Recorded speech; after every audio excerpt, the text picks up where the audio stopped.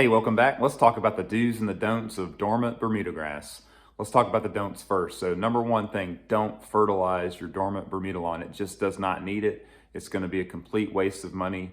Don't throw down fertilizer. Really, you don't need a whole lot of products at all right now on your Bermuda lawn while it's dormant. So don't fertilize your dormant Bermuda lawn. Number two, don't water your dormant Bermuda lawn. Wait a minute, I'm supposed to water an inch a week, right? Well, that is true during the quote growing season. You're not in the growing season right now, so your dormant Bermuda grass does not need nearly as much water as it does during the growing season. Now, that's not to say that if you have an extended period of time without water that you shouldn't go out there and water, but this is something, I'm talking weeks of without any kind of rainfall and water. Most of us simply just don't have to do that. I don't think I've ever watered my dormant Bermuda lawn.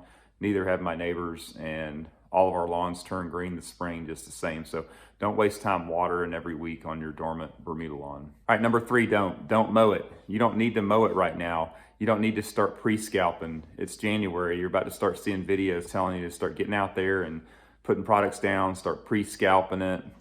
You don't need to get out there and do this. You want to leave your Bermuda grass slightly taller than normal for the winter because it's going to help to protect those roots.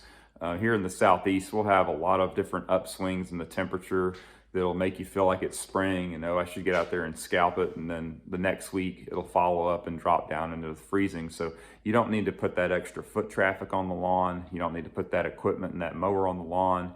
You don't need to mow it right now at all. Just stay off of it. Don't mow it till you start seeing some green up and you get ready for that spring scalp that happens months and months from now. All right, well, there's a lot of don'ts on the Bermuda lawn while it's dormant, which is great. What should you do? Well, watering, if you go extended periods without any kind of rainfall, I'm talking like a month or so, 4 or 5 weeks, then put down about an inch of water. But again, most likely you are not gonna have to do this. I never have. My lawn always greens up, so do my neighbors. So more than likely you don't have to do this, but your area could be a lot different than mine. So if you have an extended period of time with no water, go ahead and put an inch of water down. That'll hold you out for a few more weeks, but hopefully you get enough rainfall. All right, the number two do for your dormant Bermuda lawn is do plan out your spring pre-emergent.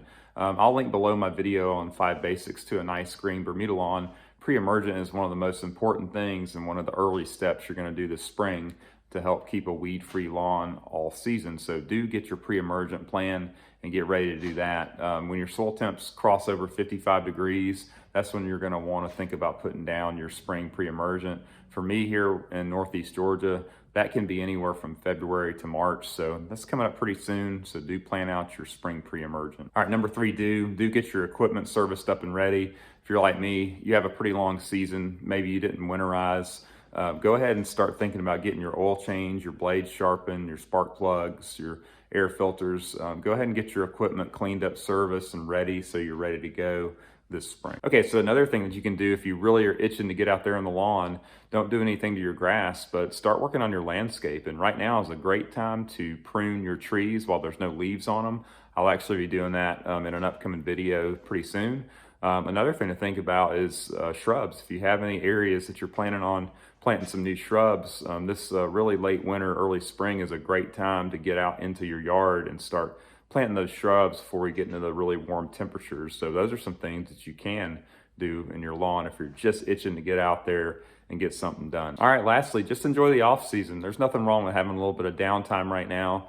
You can watch some old lawn videos, you can watch some sports, you can prep for the season that's coming, but just enjoy that downtime because you know you're gonna be out there mowing pretty soon. So enjoy the downtime and kind of cut some of the noise out. You'll start seeing a lot of videos coming out soon, and there's always gonna be products conveniently linked in the descriptions, but keep in mind with Bermuda grass, it's dormant right now for several more months, and there's really just not a whole lot that you have to do to it. You don't need to add expensive products with the exception of pre-emergent. There's not a product that you really would need to add at all. So take some of the videos that you see with a grain of salt. While they may not necessarily harm your lawn, I don't know how much doing some of these things that you're gonna see will help it. All right, so that about wraps it up. That's my do's and don'ts for a dormant Bermuda lawn, exactly what I'm doing to my lawn right now. So I wanna thank you for watching, and I will see you in the next video.